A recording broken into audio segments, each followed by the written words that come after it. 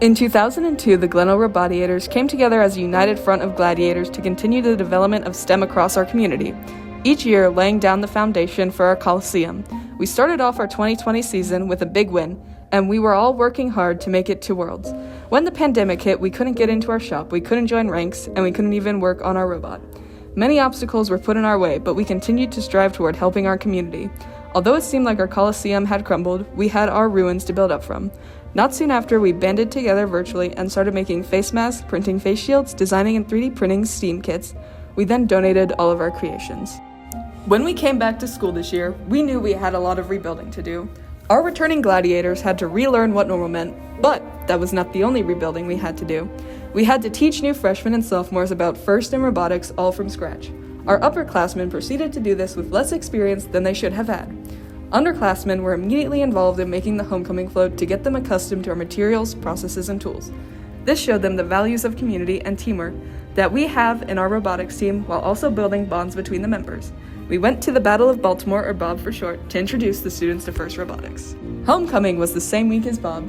On the night of the homecoming game, our team had a float in the parade. At the homecoming parade, we were able to display our team values of leadership, community, and fun. After the parade, we got ready for Bob, which would be the next morning. Our gladiators gave up time from our homecoming game to help prepare for Bob.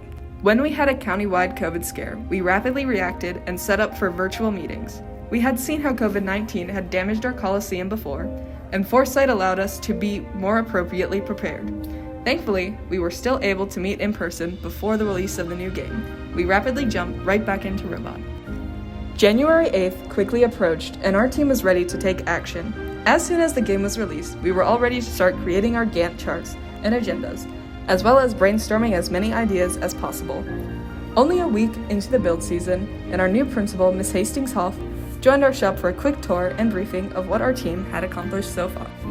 After the game release, we took time to meet virtually with one of our feeder schools, Dayton Oaks, to help with FLL. Community is an important value to our team, so we took the time to develop younger generations of Robotiators. We also plan on donating FLL Lego kits to their team. It is important to us to foster a passion for STEM in younger generations. We have also started weekly videos in order to keep our sponsors and community informed of our team.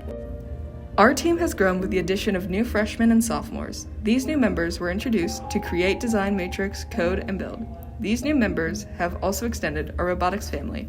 New bonds have been made, new skills have been learned, new opportunities have been given. Our robotics team thrives on the new. We are an ever-changing, ever-evolving, ever-growing Coliseum.